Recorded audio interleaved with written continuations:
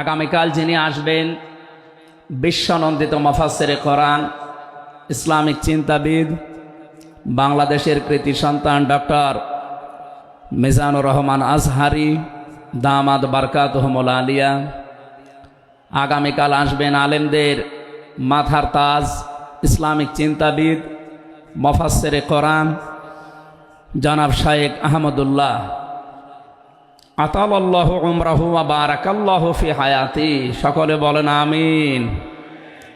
গতকাল এখানে যিনি আলোচনা রেখেছেন শাইখুল হাদিস ইবনে শাইখুল হাদিস, আমার কারাগারের সাথী, ইসলামিক চিন্তাবিদ, শিক্ষাবিদ, মুফাসসিরে কোরআন আল্লামা মামুনুল হক হাফিজাহুল্লাহ। গতকাল আলোচনা রেখেছেন শ্রদ্ধাভাজন বড় ভাই মুফাসসিরে কোরআন আব্দুল হাই মোহাম্মদ সাইফুল্লাহ আতালাল্লাহু উমরাহু ওয়া বারাকাল্লাহু ফি হায়াতি। সকলে বলেন আমিন। মঞ্চের ডানে বামে যারা আছেন সম্মানিত ব্যক্তিবর্গ, সামনে বসা মুসলমান ভাইরা, পর্দার আড়ালের সম্মানিতা মা এবং বোনেরা, প্রশাসনের ভাইরা, প্রাণ প্রিয় যশোরবাসী, আমি প্রথমে দোয়া করছি মহান রব্বুল ইজ্জাত আল জালালের দরবারে মরহুম শেখ আকিজউদ্দিন, তার একজন সন্তান এ দুনিয়া থেকে বিদায় নিয়েছে।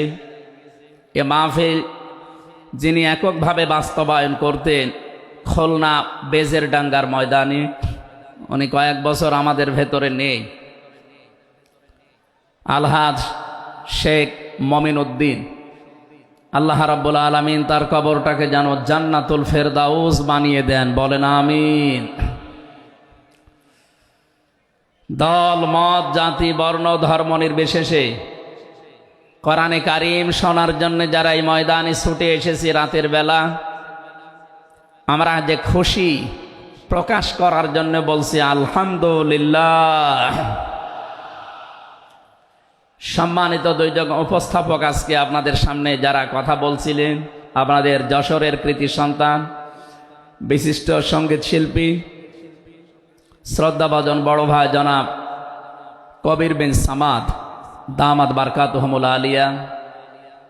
সম্মানিত উপস্থাপক হিসাবে আরেকজন আছেন বাংলাদেশের কৃতি সন্তান, ইসলামিক চিন্তাবিদ, নাশিদ শিল্পী বড় ভাই জনাব আমিরুল মমিনিন মানিক হাফিজাহুল্লাহ। যে আল্লাহ আমাদেরকে কণ্ঠ ছেড়ে দিয়েছেন কথা বলার জন্যে। 15.5 বছর মনে হচ্ছিল যে আমাদের বুকের ওপর একটা পাথর চাপা দেওয়া আছে। পাথরটা আল্লাহ নিজের কুদরতি ভাবেই সরিয়ে দিয়েছেন। যে আল্লাহ আমাদেরকে এখন এই যে কথা বলার মতো সুযোগ দিয়েছেন, বলেন আলহামদুলিল্লাহ। পৃথিবীতে মানুষ যা পেয়েছে সব কিছুর তুলনায় আল্লাহর কাছে কোরআনে কারিম শ্রেষ্ঠ সম্পদ। আজকের এই ময়দানে সম্পর্ক শুধু কোরআনে কারিমের সাথে, নয়তো আমরা এই হাজার লক্ষ মানুষেরা এ রাতের বেলা প্রচণ্ড শীত অপেক্ষা করে আসতাম না। শুধুমাত্র শেখ মহিউদ্দিন সাহেব ডাক দিলে আমরা আসতাম, বিষয়টা এমন না। এখানে সম্পর্ক এই সৌন্দর্যের সাথে কোরআনের। এই জন্য যারা স্বেচ্ছাসেবকের দায়িত্বে আছেন আমি তাদেরকে ওয়েলকাম জানাচ্ছি, ধন্যবাদ জানাচ্ছি। তাদের এই কষ্ট, তাদের এই শ্রম আল্লাহ রাব্বুল আলামিন যেন জান্নাতে যাওয়ার পাতিহ বানিয়ে দেন, বলেন আমিন। কোরআনে কারিমে রব্বুল আলামিন বলেন কুল বিফাদলিল্লাহি ওয়া বিরহমাতিহি ফাবিযালিকা ফালিয়াফরাহু হুয়া খায়রুম মিম্মা ইয়াজমাউন, বলেন আল্লাহু আকবার। আল্লাহ পাক বলেন নবী আপনি বলুন, তাম পৃথিবী যা পেয়ে আনন্দে আছে, যা গেইন করে, যা অ্যাচিভ করে, যা অর্জন করে, আমি আল্লাহর কাছে কোরআনে কারিম শ্রেষ্ঠ সম্পদ। সুতরাং কোরআন যারা পেয়েছে তারা যেন আনন্দ করে। আজকে খুলনা বিভাগের মানুষগুলো, খুলনা বিভাগ সহ বাংলার অন্যান্য বিভাগ থেকেও মানুষেরা আজকে এসেছে। কোরআনে কারীম সত্যি যারা শোনার জন্যে বোঝার জন্যে এসেছি, এটা পুরা এখন ইবাদত চলছে। আমরা খুশি দুনিয়ার সব কিছুর তুলনায় আজকে, বলেন আলহামদুলিল্লাহ।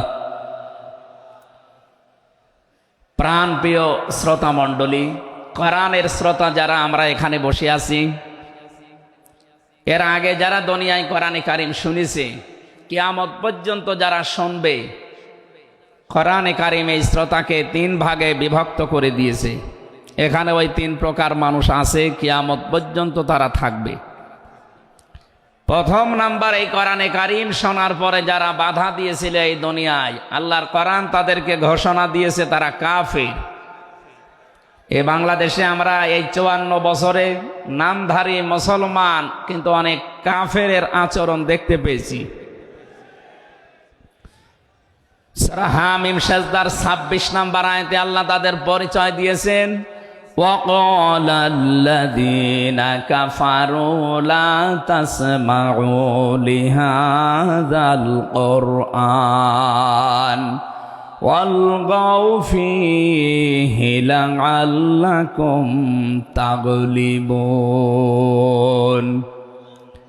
আল্লাহ পাক বলেন, কাফেরেরা সিদ্ধান্ত নিয়েছিল সব চলতে দেওয়া যাবে, মুহাম্মাদের কোরআনে কারীম এটা চলতে দেওয়া যাবে না। কারণ তারা বুঝেছিল এটা 1500 বছর আগে নাসিল হওয়া। ভালোভাবে আবু জেহেল টের পেয়েছিল, বুঝেছিল এ কোরআনে কারীম মুহাম্মদুর রাসূলুল্লাহ যেটা বোঝাতে চায়, এটা যদি সত্যি জনগণ বুঝতে পারে আর মেনে নেয়, আমি যে অবৈধ চেয়ারে বসে আছি এই চেয়ার থাকবে না।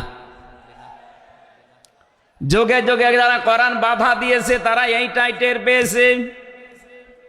তারা খুব ভালোভাবে জানে কোরআন যারা প্রচার করে, সত্যিই কোরআনের এই কথাগুলো যদি সাধারণ মানুষেরা, জনগণ বুঝে ফেলে, আমরা যে শয়তানি করি, আমরা যে অবৈধভাবে টিকে আছি, এইটা থাকবে না। এই জন্য বাস্তবতা হচ্ছে কোরআন শুনলে বাধা দেবে এরা 1 নাম্বারে কাফের। আমরা জানি কাফের মারা গেলে জানাজা হয় না, হয়? বলেন বলেন। কাফেরের জন্য দোয়া করাও জায়েজ নেই।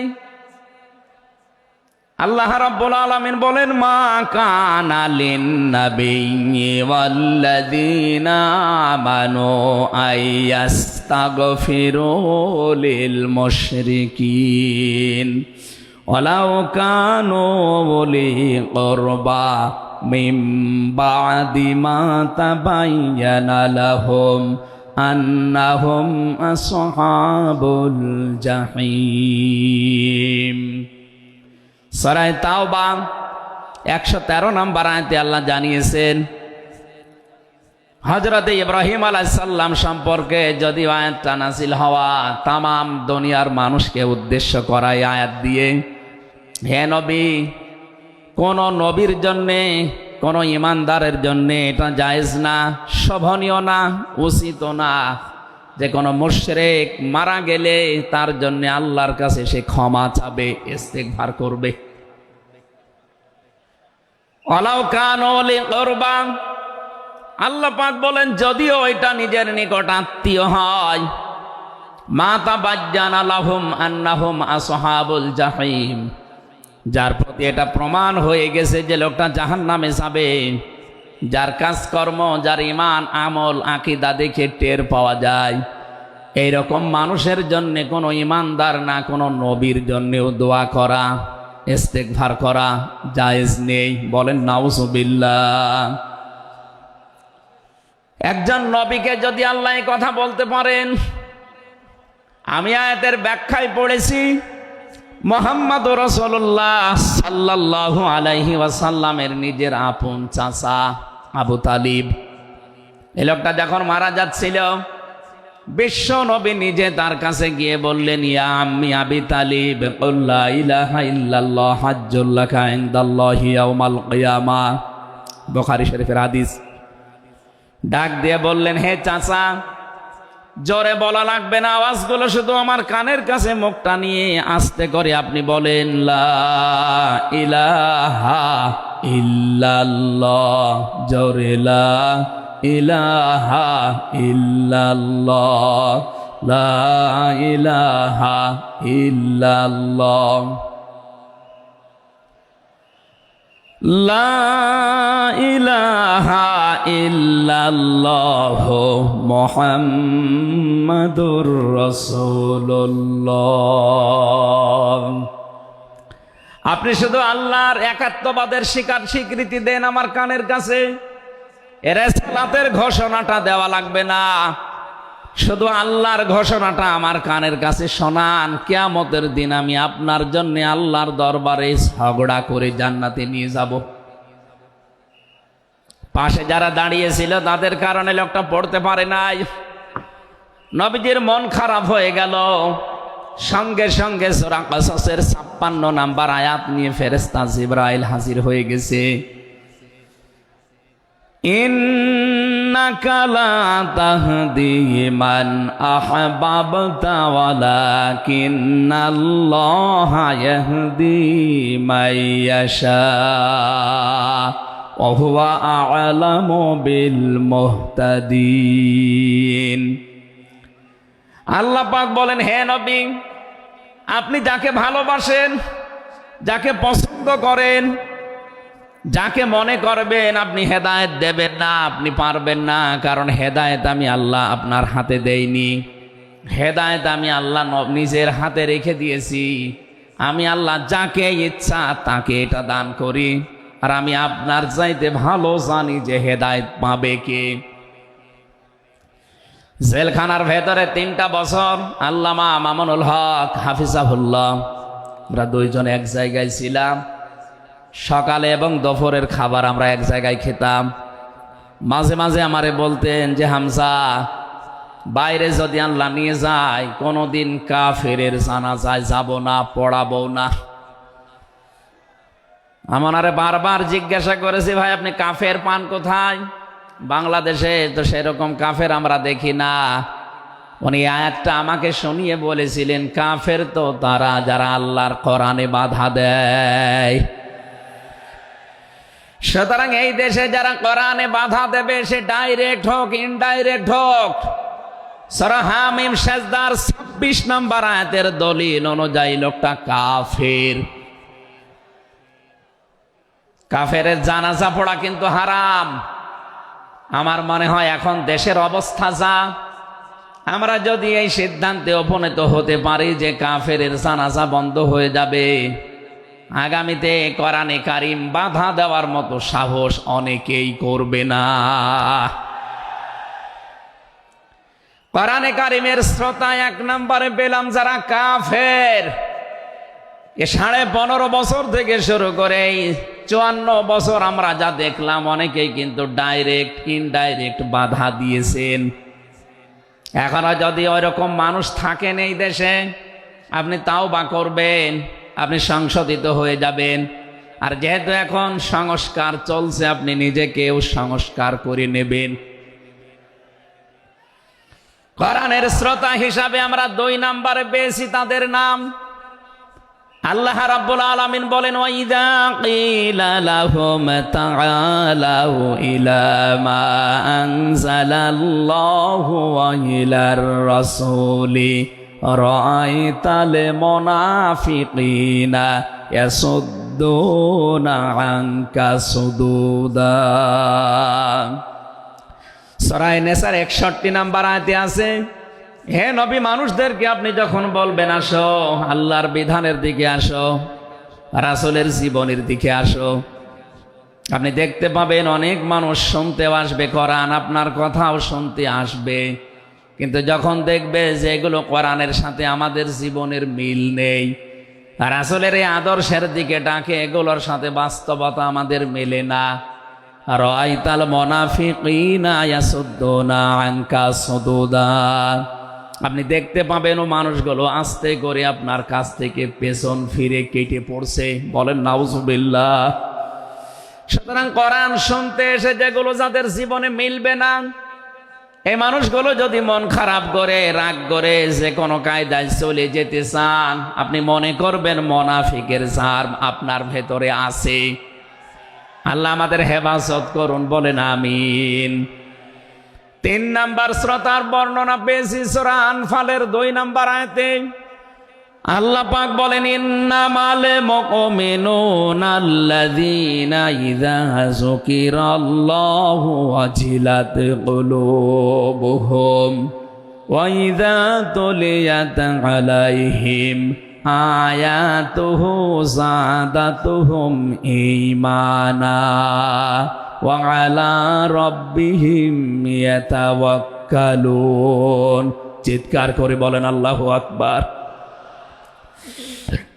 আল্লাহ পাক বলেন, আমার দৃষ্টিতে তো কোরআনের শ্রোতা আসল এবং মুমিন তারা, যাদের সামনে আমার নাম উচ্চারণ হলে তাদের অন্তরাত্মা কেঁপে ওঠে, আমার আয়াতগুলো তাদের সামনে তেলাওয়াত হলে এ মানুষগুলোর ঈমান ভেতরে যা আছে এটা আরো বেড়ে যায়। এখানে যাদাতুহুম ঈমান আর ব্যাখ্যায় আমি দেখেছি, শরীরের পশমগুলো দেখবেন আপনি হঠাৎ খাড়া হয়ে যাবে, বাম স্তনের 2 আঙ্গুল নিচে একটা গোস্তের টুকরা আছে, ওটা কাঁপবে, কাঁপাকাঁপি করবে, একটা অনির্বচন শোক আপনি আলাদা অনুভব করবেন। এই 3টা যদি এখন আমাদের ভেতরে তৈরি হয়, আলা রাব্বিহিম ইয়াতাওয়াক্কালুন, বাড়ি যাওয়ার আগে এই সিদ্ধান্ত নিয়ে যাওয়া যাবে যে আল্লাহ ছাড়া আর কারো উপরে আমরা ভরসা করি না। বলেন সুবহানাল্লাহ।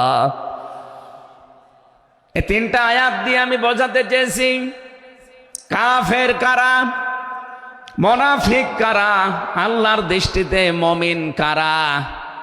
3 নাম্বারে এই তরিকায় যদি আমরা এই 3টি গুণ অর্জন করতে পারি, আজকে আল্লাহর কথাগুলো শুনলে আপনার ভেতরে কাঁপ ধরবে। 2 নাম্বারে আল্লাহর আয়াত তেলাওয়াত হবে, যখন বুঝতে পারবেন যে কি বলে, ওয়াইদা সামিউ মা উনজিলা ইলার রাসূলি তারা আয়ুনাহুম তাফিদু মিনাদ দামি মিম্মা আরাফু মিনাল হক ইয়াকুলুনা রব্বানা আমান্না ফাকতুবনা মা'আশ শাহিদিন। সূরা মায়েদা 7 নাম্বার পারার 1 নাম্বার পৃষ্ঠার 1 নাম্বার লাইনের 83 নাম্বার আয়াতে আছে। তাফসিরে ফি জিলালিল কোরআন থেকে শোনাচ্ছি, রব্বুল আলামিন বলেন, নবী আপনি যখন ওদের সামনে পড়বেন, আমার এই আয়াতগুলো যখন ওরা মন দিয়ে শুনবেন, অনুধাবন করতে পারবেন, উপলব্ধি করার যোগ্যতা যাদের আছে, আপনি দেখবেন ওদের চোখ দিয়ে মনের অজান্তেই পানি পড়ছে। এজন্য অ্যাক্টিভ হন আরো, কারণ কোরআন শোনার 2টা নিয়ম আল্লাহ দিয়েছেন, ফাসতামিউ লাহু ওয়া আনসিতু। শুধু শোনা না, তাহলে সামিয়া দিতেন।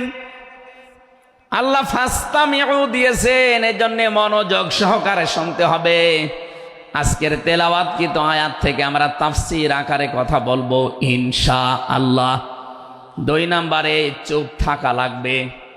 আমি এখনো অনেককে দেখতে পাচ্ছি এদিকে ওদিকে তাকাচ্ছেন, গল্প করছেন। আশা করছি কোরআনে বর্ণিত আল্লাহর এই 2টা নির্দেশ আপনি মেনে নেবেন।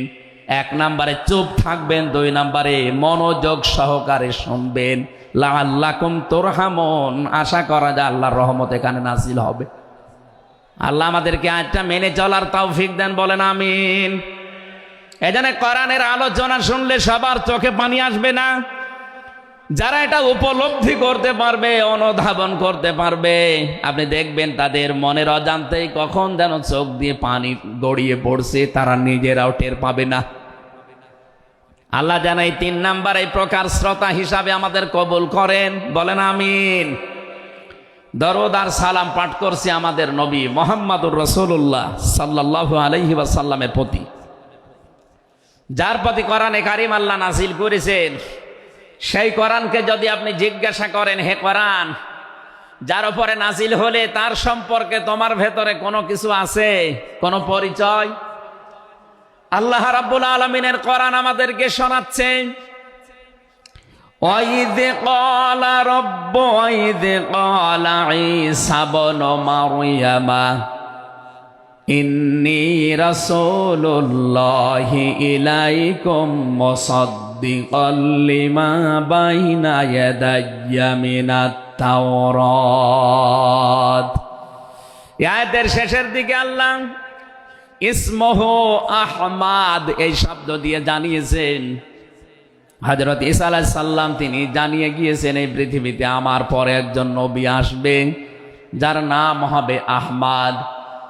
আমাদের নবীর পরিচয়টা আল্লাহ কোরআনে কারীম যিনি নাজিল করলেন তার উপরে, তার ভেতরেই তার নামটা আল্লাহ সংরক্ষণ করে দিয়েছেন।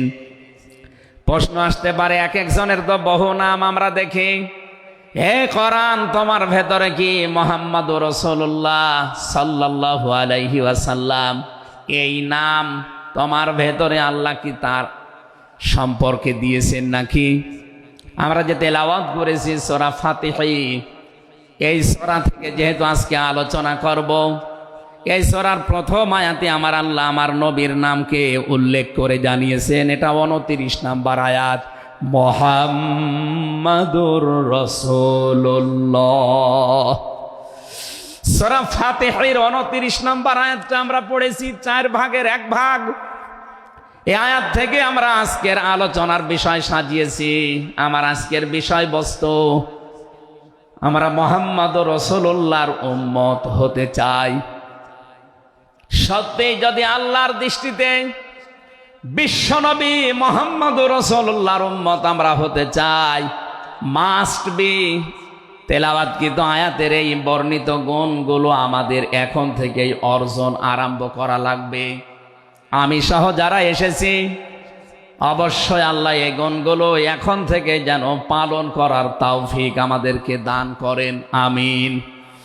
সূরার নাম সূরা ফাতিহা, ফাতাহ মানে বিজয়। এ সূরার প্রথম আয়াতের ভেতরে এই শব্দটা আছে, এখান থেকে নামকরণ করা হয়েছে। আল্লাহ রাব্বুল আলামিন বলেন, ইন্না ফাতাহনা লাকা ফাতহাম মুবিনা।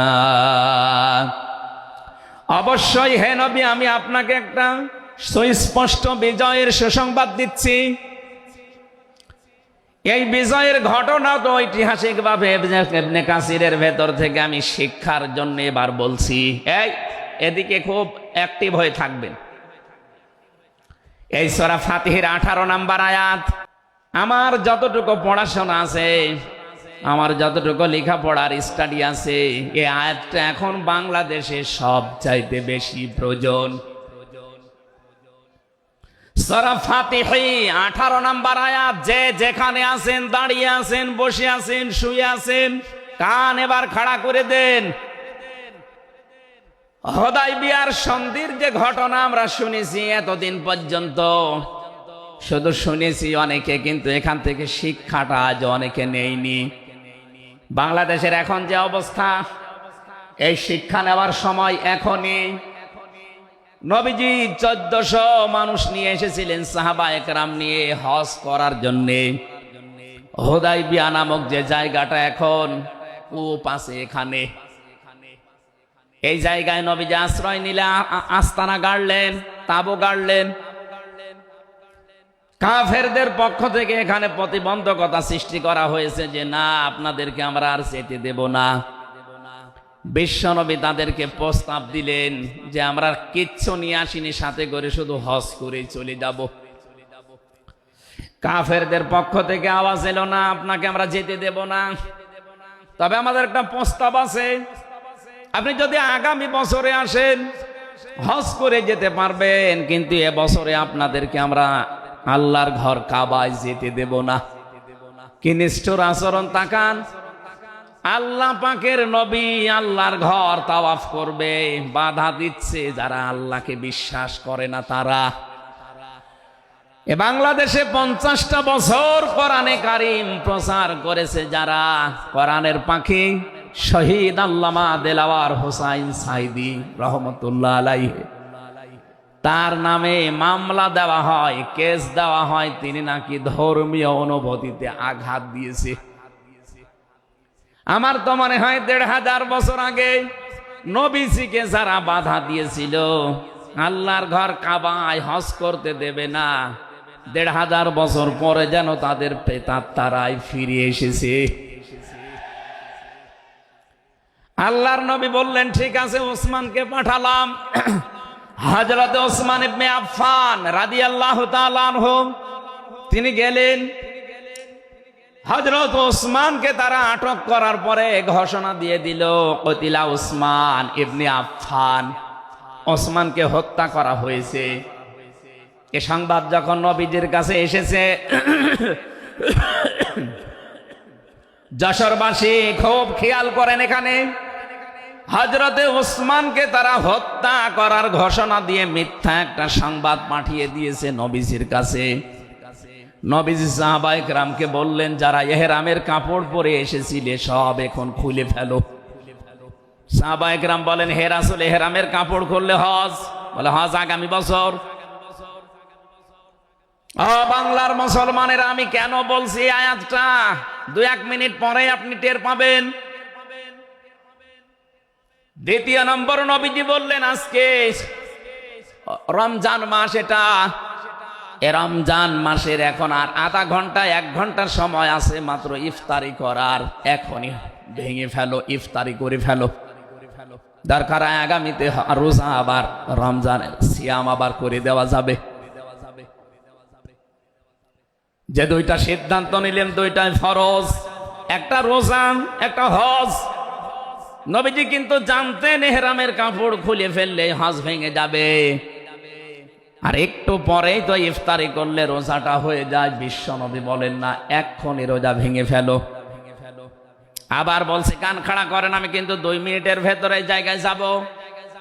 এত বড় দুইটা বড় বড় ফরজ বিধান নবীজি লঙ্ঘন করছেন, কারণটা কি? কারণ একটাই, ওরা একজন নিরপরাধ মানুষকে আটক করে হত্যার ঘোষণা দিয়েছে। আপনি বাংলাদেশকে 15.5 বছরের সাথে ওই ঘটনাটা মিলান। একটা নিরপরাধ মানুষ, মাত্র একজন, তাকে আটক করে হত্যার ঘোষণা দেওয়ার কারণে যদি নবী মুহাম্মদ রাসূলুল্লাহ হজ ছেড়ে দিতে পারেন, রোজা ছেড়ে দিতে পারেন, তিনি ওই বাবলা গাছের নিচে হাত দিলেন। সাহাবায়ে কেরামকে বললেন, আমার হাতের উপরে সবাই হাত লাগাও, আমি আজকে তোমাদেরকে বায়াত গ্রহণ করাবো, শপথ নেব তোমাদের কাছে।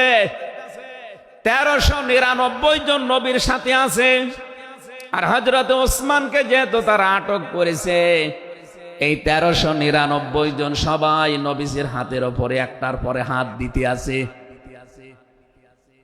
বিশ্ব নবী ডাক দিয়ে বলেন, সাহাবীরা, জিবরাইল এই মাত্র সূরা ফাতিহা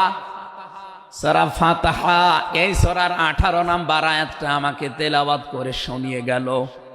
জিবরাইল এসেছিল, তোমরা কেউ দেখতে পাওনি। জিবরাইল আয়াতটা শুনিয়েছে, লাকাদ রাদিয়াল্লাহু আনিল মুমিনিনা ইয ইউবাইউনাকা তাহতাশ শাজারাতি ফাআলিমা মা ফি কুলুবিহিম ফানজালাস সাকিনাতা আলাইহিম ওয়া আসাবাহুম ফাতহান করিবা।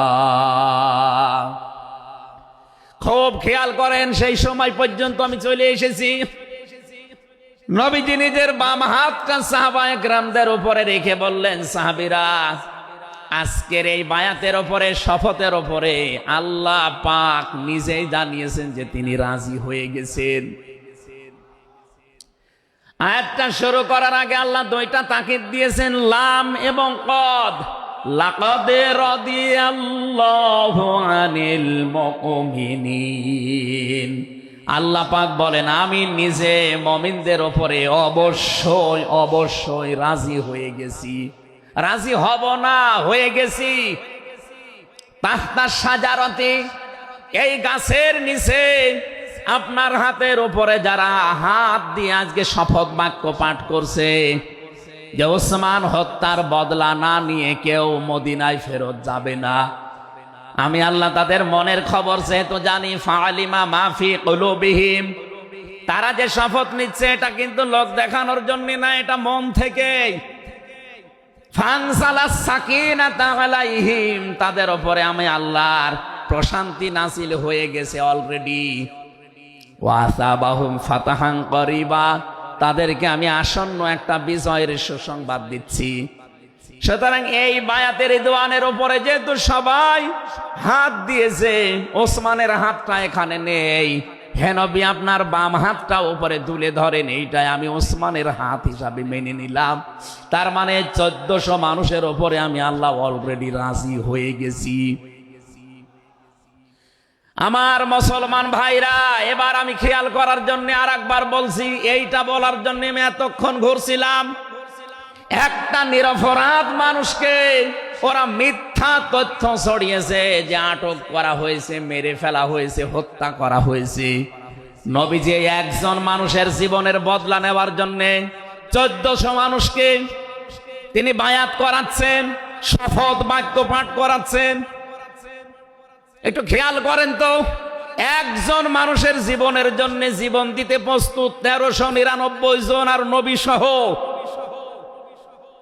এমন বাক্য তিনি পাঠ করিয়েছেন, এমন শপথ নিয়েছেন যে আল্লাহ অলরেডি রাজি হয়ে আয়াত নাজিল করছেন।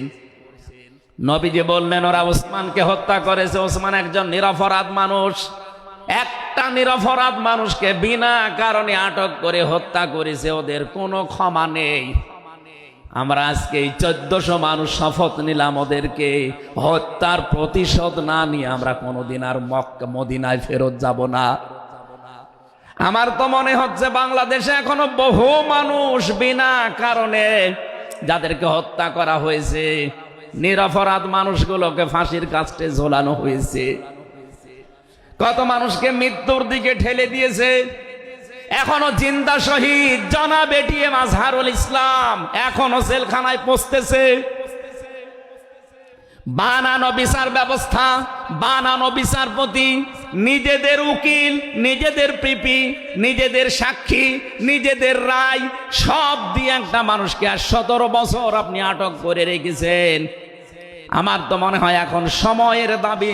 সূরা ফাতিহা থেকে যেহেতু তাফসীর শুনছেন, আজ এই বাংলার 18 কোটি জনগণের উপরে যদি আল্লাহ পাক খুশি হতে চান, এই নিরপরাধ মানুষগুলোকে জেলখানা থেকে মুক্ত করা লাগবে।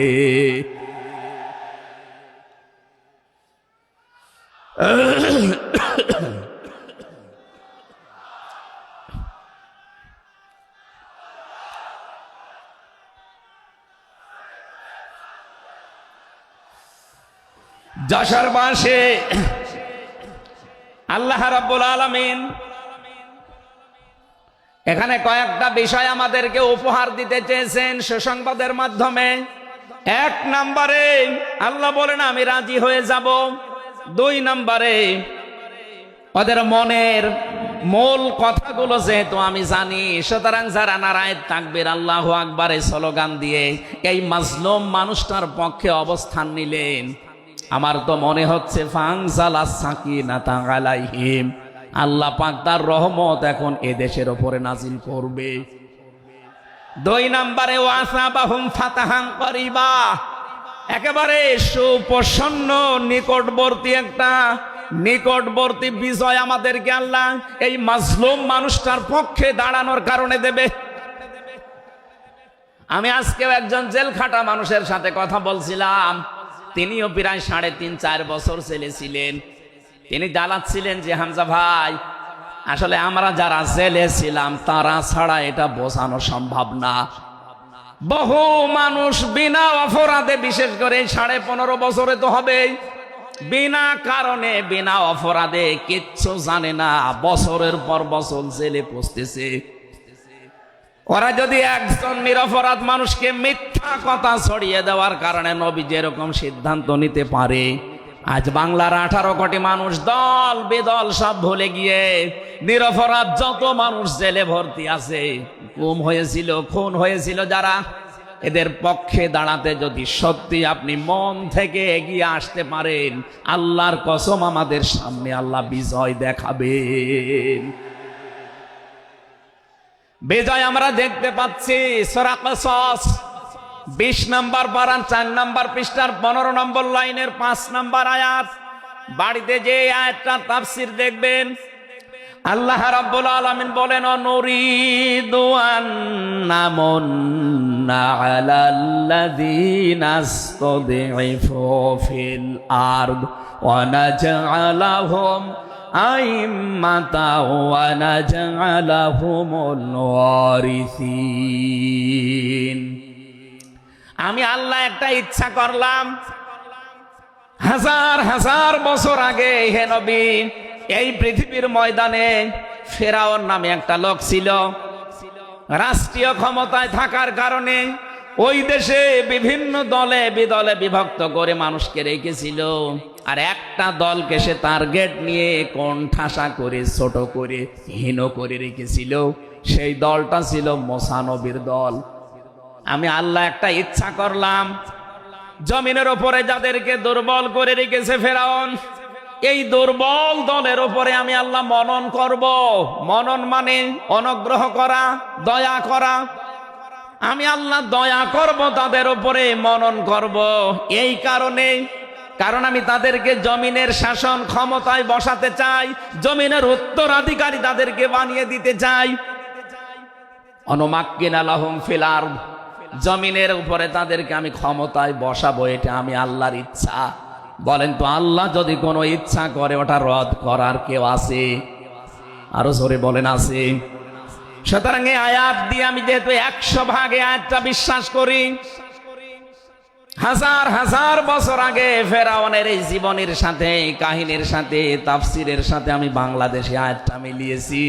দেখতে পেয়েছি 2024 সালের 5 আগস্টের পরে একটা দলের সাথে আয়াতটা মিলে যাচ্ছে। আপনি যাই মনে করেন এইটাই বাস্তব। এই 54 বছরে ভুয়া ধোয়া তুলে, ভুয়া চেতনার নাম দিয়ে যাদেরকে কোণঠাসা করে রেখেছিলেন জনগণের কাছ থেকে, আল্লাহ যেন হঠাৎ করে মানুষের মনের ভেতরে তাদের প্রতি পরিবর্তন এনে দিয়েছেন। আল্লাহ পাক যেন এই মানুষগুলোকে একটা মনন করেছেন, একটা দয়া দেখিয়েছেন। ওয়ানাজআলাহুম আইম্মাতান, জমিনের ইমাম তাদেরকে যেন আল্লাহ দিনের পর দিন বানিয়ে দিচ্ছে। তাদের আচার ব্যবহার, তাদের চরিত্র, তাদের ব্যবহার, তাদের মাধুর্যতা, তাদের যে ইখলাস, এগুলো দেখছে আমার আল্লাহ দিনের পরে দিন জমিনের ইমাম তাদেরকে আল্লাহ বানাচ্ছেন। ওয়ানাজআলাহুমুল ওয়ারিসিন, আয়াতের শেষের কথা, আল্লাহ তাদেরকে জমিনের ওয়ারিস বানিয়ে দেবেন। যেহেতু আল্লাহর সিদ্ধান্ত রদ করা যায় না, ফাআলুল লিমা ইউরিদ, তিনি যা ইচ্ছা তাই করেন। ইন্নামা আমরুহু ইযা আরাদা শাইআন আইয়াকুলা লাহু কুন ফায়াকুন। আল্লাহ পাক বলেন, আমি যদি কোনো ইচ্ছা করি শুধু বলি কোন, সঙ্গে সঙ্গে ফায়াকুন হয়ে যায়। কোরআনের উপর আমার 100% বিশ্বাস নিয়ে কথা বলছি আমি। এই আয়াতগুলো মাস্ট বি আমার আল্লাহ বাংলাদেশে দেখাবে। বলেন আমিন, আরো জোরে বলেন আমিন। 6 নম্বর আয়াত হচ্ছে অনুমাক্কিনা লাহুম ফিল আরদ, আমি আল্লাহ তাদেরকে জমিনের চেয়ারে ক্ষমতায় বসিয়ে দেব। কেন জানো? অনুরিয়া ফিরাউনা ওয়া হামানা ওয়া জুনুদাহুমা মিনহুম মা কানু ইয়াহযারুন, আমি আল্লাহ দেখাতে চাই ফেরাউনকে, হামানকে আর তার সৈন্যবাহিনীকে, তারা তাদেরকে সবচাইতে বেশি ভয় করত জমিনে যাদেরকে, সেই মুসা নবীর দলকে আমি আল্লাহ জমিনের শাসন ক্ষমতায় বসিয়ে তাদেরকে দেখাবো। এই 54 বছর জালেম এবং মুনাফিকরা সবচাইতে বেশি ভয় বাংলাদেশে যাদেরকে করেছে, তাদের প্রতি মানুষের মন মানসিকতা আল্লাহ ঝুঁকিয়ে দিয়েছেন। এই জন্য কোরআনের আয়াতের উপরে বিশ্বাস করে বলছি, এই বাংলাদেশে যারা নিরপরাধ মানুষ আছে তাদেরকে যদি 5 তারিখের পরে বিভিন্ন আন্দোলনের কারণে, মানবিকতার কারণে ছেড়ে দেওয়া হয়, বিশেষ করে ম্যাডাম খালেদা জিয়াকে আপনি ছেড়ে দিয়েছেন। এরপরে আমরা দেখতে পেলাম আব্দুল সালাম পিন্টু ভাইকে ছেড়ে দিয়েছেন। এরপরে গিয়াসউদ্দিন মামুন ভাইকে ছেড়ে দিয়েছেন, মিয়ানুরউদ্দিন অপু ভাইকে ছেড়ে দিয়েছেন। আমরা চাই জনাব এটিএম আজহারুল ইসলামকেও মুক্তি দেওয়া হোক। এ দাবির পক্ষে আছেন কারা দেখি? লিল্লাহি তাকবীর।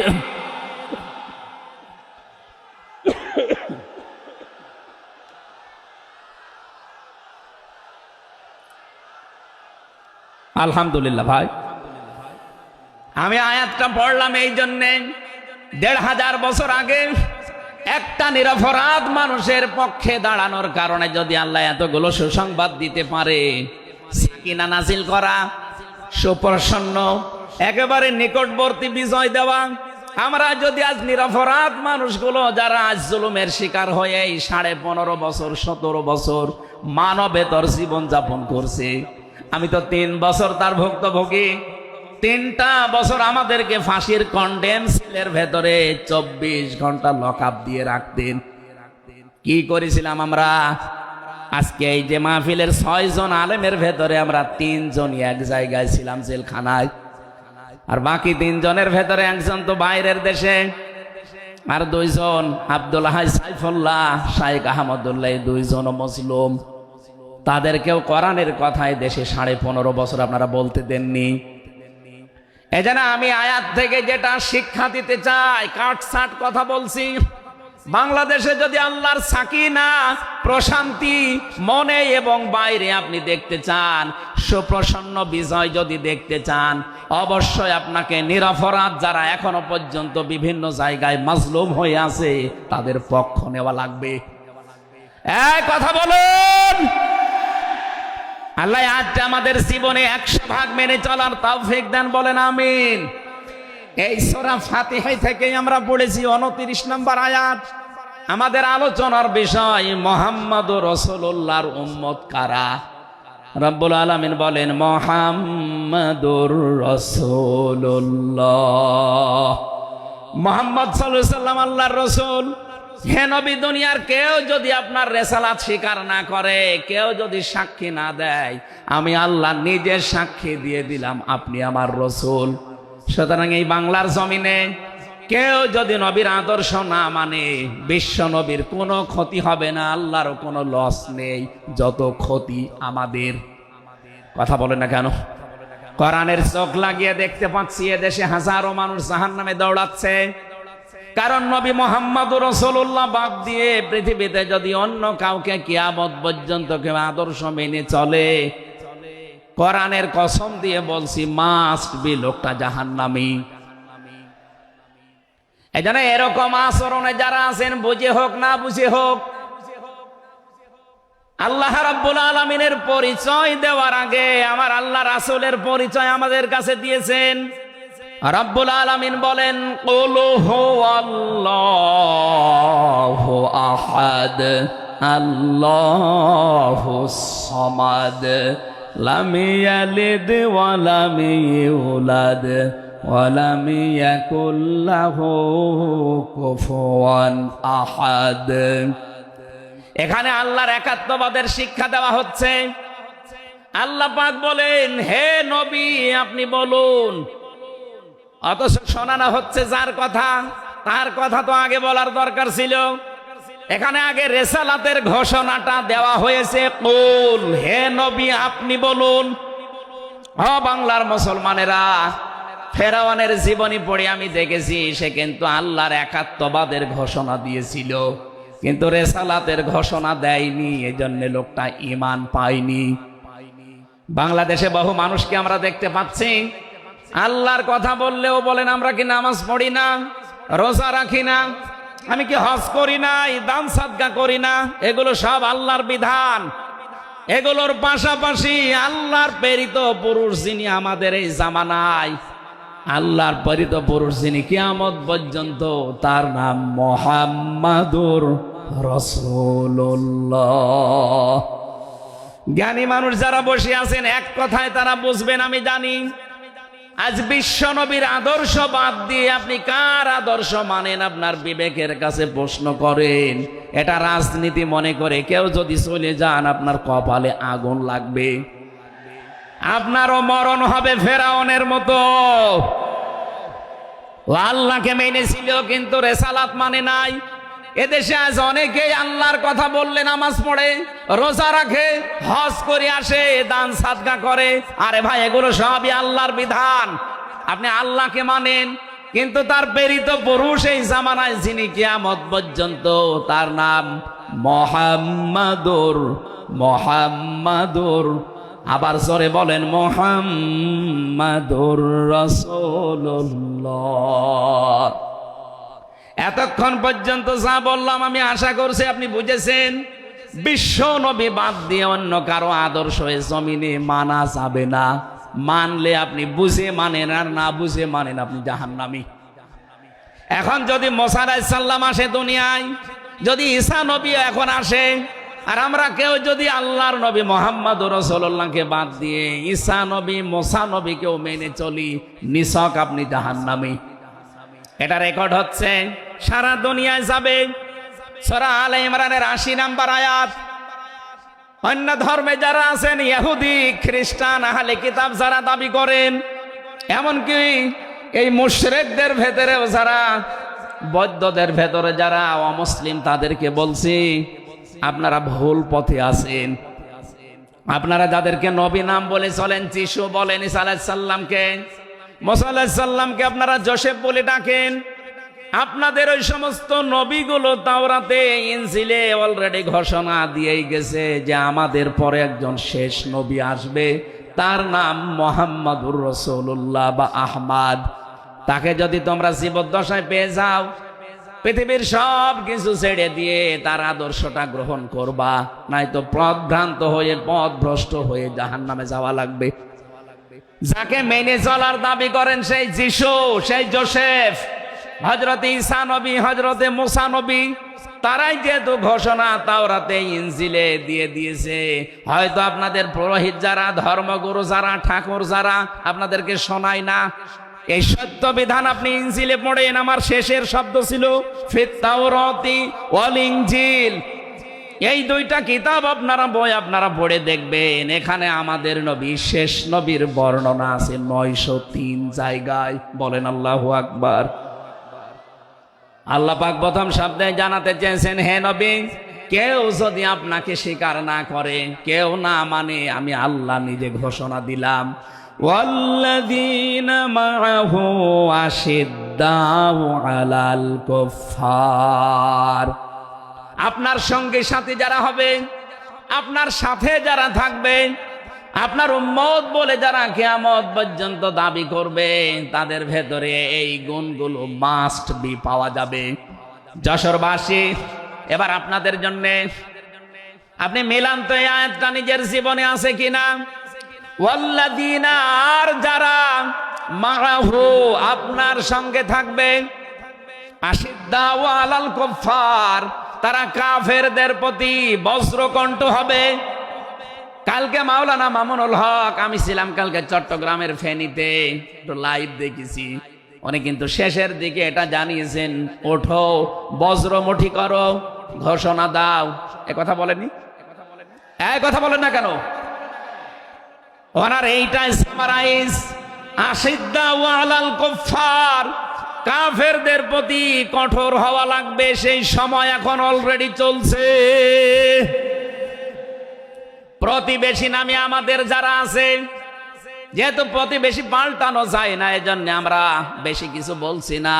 আমরা আশা করব যে প্রতিবেশীর চরিত্র পাল্টাবে। নবীজি প্রতিবেশী সম্পর্কে এত বেশি কথা জানিয়েছেন, মাঝে মাঝে বলতেন, জিবরাইল, প্রতিবেশী সম্পর্কে যত কথা তুমি বলো, মনে হয় যে আমার জমি জায়গার ভাগও দেওয়া লাগবে। যেহেতু এত দামি জিনিস প্রতিবেশী, এত গুরুত্বপূর্ণ, আপনাদেরকে তো আমরা আর পাল্টাতে পারবো না, আমাদের জমির সাথে আপনাদের জমি। এই জন্য বলছে আপনারা চরিত্র পাল্টাবেন। আপনি মাইক্রোসফট, ভয়েস অফ আমেরিকা, এগুলো সব খ্রিস্টানরা, ইহুদিরা চালায়। তারা আজ তামাম দুনিয়ার ২৫৭টা রাষ্ট্রে কিন্তু অলরেডি জানিয়ে দিয়েছে, বিশ্বে সবচাইতে বেশি মিথ্যা কথা বলা হয় ভারতে। পৃথিবীর ২৫৭টা রাষ্ট্রের ভেতরে সবচাইতে বেশি সংখ্যালঘুরা নিরাপত্তার সহিত বাস করে বাংলাদেশে।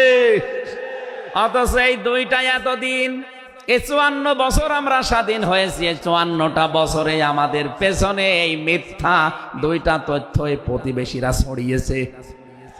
সারা দুনিয়ার মোড়লদেরকে বলতো যে বাংলাদেশে সংখ্যালঘু নির্যাতন হয়। এদেশের গোবিন্দ পরামানিক, কুমার কি সেন যেন কয়েকজন মিলে তারা বিবৃতি অলরেডি মাঝে মাঝাই দিচ্ছে যে আগস্টের 5 তারিখের পর থেকে বাংলাদেশে আমরা সবচাইতে বেশি নিরাপত্তায় আছি সংখ্যালঘুরা। এখনো তো কোরআনে কারিম এই দেশে কায়েম হয়নি। আমি কোরআনের এই অনুষ্ঠান থেকে আপনাদেরকে গ্যারান্টি দিতে পারি, আল্লাহর কসম, কোরআনে কারিম যদি এদেশের রাষ্ট্রীয় ক্ষমতায় চলে আসে, বাংলাদেশের সবচাইতে বেশি নিরাপদে থাকবে সংখ্যালঘুরা। একজন মুসলমানের মাথায় যদি কেউ আঘাত করে একটা গুনাহ হবে, একটা অমুসলিমের গায়ে যদি কেউ আঘাত করে ডবল গুনাহ হবে। বাংলার মুসলমানেরা অনেকে মনে করেন যে এটা মনে হয় নতুন হাদিস। না, আপনি একজন মুসলমানকে আপনি মারলেন, আপনার নিজের ভাই, সে আল মুসলিম ও আখুল মুসলিম, কিন্তু অমুসলিম আপনার ভাই, এ কথা কোরআনেও নেই, হাদিসেও নেই।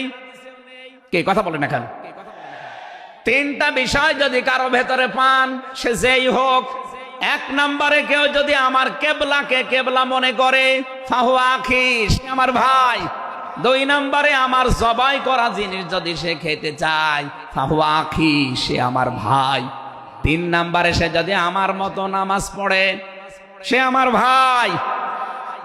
সুতরাং এই 3টা বিষয় সামনে রেখে আমরা এই দেশে যারা আছি, মতের হয়তো মিল নেই, দলের হয়তো নামের মিল নেই, কিন্তু এই 3টা বিষয় যারা মানবেন, আমার মতো নামাজ পড়বেন, আমার কাবাকে কাবা মনে করবেন, আমার জবাইকে তো ব্যস্ত আপনিও খাবেন, এটা যেই হোক এই দেশে আমরা সবাই তাকে ভাই ভাই ভাই মনে করি। কথা বলেন ঠিক কিনা? এই 3টার বাইরে যারা আছেন তারা তো আর আমার ভাই না। তাদের সম্পর্কে কি? তারা আমার এই দেশের আমানাত। 1 নম্বরে এই সংখ্যালঘু যারা আছে, হিন্দু হোক, খ্রিস্টান হোক, বৌদ্ধ হোক, মুশরিক হোক, যাই হোক, যারা আছে তাদের উপর যদি আপনি অত্যাচার করেন, তাদের মন্দির ভাঙেন, তাদের দেবতাকে গালি দেন, তাদের মাথায় বাড়ি দেন, চাঁদাবাজি করেন, 1 নম্বরে জুলুমের গুনাহ হবে, 2 নম্বরে আমানতের খেয়ানতের গুনাহ হবে। এই জন্য আমরা সাবধান থাকি। আগস্টের 5 তারিখের পরে আমরা অনেকের চরিত্র একটু ওলট পালট দেখতে পাচ্ছি। আশা করছি আপনি থামবেন, নয়তো কিন্তু বদনাম হয়ে যাচ্ছে। আপনি গোয়েন্দা বিভাগের খোঁজ রাখেন, তারা কিন্তু সব নখদর্পণে রেখেছে, কে কি করছে এটা সব তারা দেখছে। এই জন্য আমরা এমন কোনো আচরণ না করি আপনার নিজের ভুলের কারণে নিজের পায়ে আবার কোড়াল লেগে যায়। তারা সব দেখতে পাচ্ছে এই 4.5 মাসে কারা মানবতার জন্য কাজ করে, কারা দেশের জন্য কাজ করে, কারা এই 2780 জন মানুষ হাসপাতালের বেডে কাতরাচ্ছে, এদের কাছে কারা গেছে সব খোঁজ তাদের কাছে আছে। 2732 জন মানুষ হত্যা হয়েছে একজনের নির্দেশে। এতগুলো শহীদ পরিবারের পাশে কারা কারা দাঁড়াচ্ছে সব তাদের কিন্তু ডকুমেন্ট আছে। এই জন্য আপনি মনে করছেন আমি ডুবে ডুবে জল খাবো, ঘোলা পানিতে মাছ শিকার করব, কেউ কিছু টের পাবে না, কখনো না। সব তাদের আয়ত্তের ভেতরে আছে। এই জন্য এমন কাজ করা দরকার আমাদের, আগামীতে যেন শুধু ওই 14 দল বাদ দিয়ে আমরা যারা মাজলুম আছি, এই মানুষগুলো যেন রাষ্ট্রের দায়িত্ব পায়, আর কোরআন আর হাদিস দিয়ে বাংলাদেশের 56,000 বর্গ মাইল চলে। কারা কারা রাজি আছেন দেখি? লিল্লাহি তাকবীর।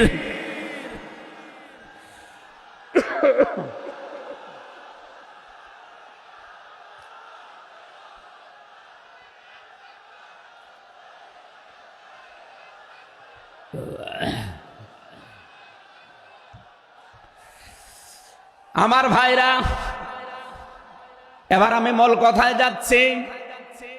মুহাম্মদ রাসূলুল্লাহর উম্মত হতে হলে আমাদেরকে বজ্রমুষ্টি হওয়া লাগবে, ঐক্যবদ্ধ হওয়া লাগবে। যারা নবীর উম্মত, কাফের যারা, তাদের বিরুদ্ধে।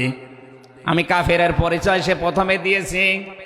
যে মানুষগুলো কোরআনে কারিমে বাধা দেয়, কোরআনের শিক্ষায়, কোরআনের প্রচারে, কোরআনের প্রসারে, কোরআন কায়েমে যারাই বাংলাদেশে বাধা দেবে, তার নাম আব্দুল আলিম হতে পারে কে কাফের।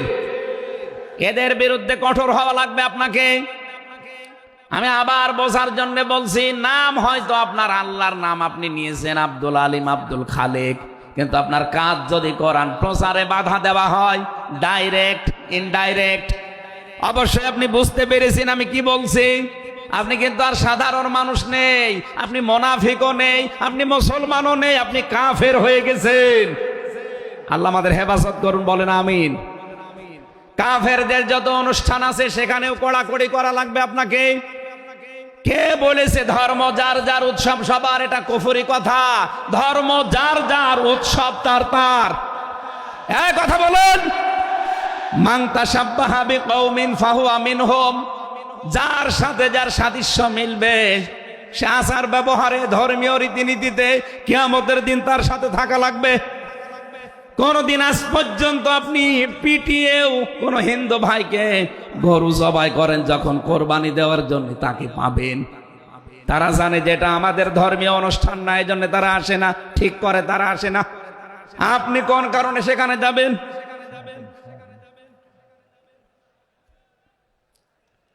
রোহামা ও বাইনাহুম। দ্বিতীয় নম্বরে আমরা পেয়েছি নিজেদের ভেতরে মহব্বত, ভালোবাসা, সম্প্রীতি, মায়া, মমতা। এটা নিজেদের ভেতরে বাড়ানো লাগবে। আপনি নবীর উম্মত হতে চান অথচ এটা নিজেদের ভেতরে আরো দূরত্ব তৈরি করেন না। এটা নিজেদের ভেতরে আরো স্যাক্রিফাইস করে হোক, ডাকাডাকি করে হোক, নিজেদের ভেতরে এটা তৈরি করা লাগবে আরো বেশি। তারাহুম রুক্কান সুজ্জাদা।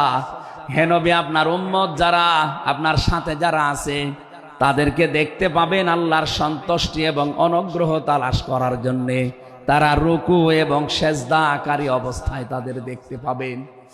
নবীর উম্মত যারা এসেছেন, অন্য ধর্মের লোকদেরকে বাদ দিলাম, বিশ্ব নবীর উম্মত যারা এখানে বসে আছেন, আমাদের উচিত হবে যতদিন আজরাইল না আসে ফরজ নামাজ আমরা কোনোদিন ছেড়ে দেব না। আরো জোরে বলেন। আল্লাহ যেন এটা মেনে চলার তৌফিক দেন আমাদের একেবারে জীবনের শেষ দিন পর্যন্ত। 2 নম্বরে, ফরজ নামাজের সময়টুকু যেভাবেই হোক বের করে আপনি আদায় করেন। সুন্নত নফল ওইগুলো যদি পড়তে না পারেন পরবর্তীতে পড়বেন, কিন্তু ফরজ নামাজ কেউ ছেড়ে দিয়ে সে আল্লাহর আয়ত্ত থেকে বের হয়ে যায়। বলেন নাউজুবিল্লাহ। সাহাবা একরাম আল্লাহর দরবারে যে 7টা কারণে কবুল হয়েছিলেন তার ভেতরে 1 নাম্বার কারণ ছিল এই মানুষগুলো আল্লাহর বিধান সামনে পেলে পৃথিবী ভুলে যেতেন। আব্দুল্লাহ আনসারী রাদিয়াল্লাহু তাআলা আনহুর জীবনী পড়েছি। এই লোকটা আল্লাহর বিধান সেজদাকে সামনে রাখতে গিয়ে নিজের স্ত্রীকে এক কাপড়ে গর্তের ভেতরে বসিয়ে রেখেছিল, নিজের ছেলেকে শিকল দিয়ে বেঁধে রেখেছিল, তারপরও আল্লাহর বিধান সেজদা সে ভুলে যায় নাই।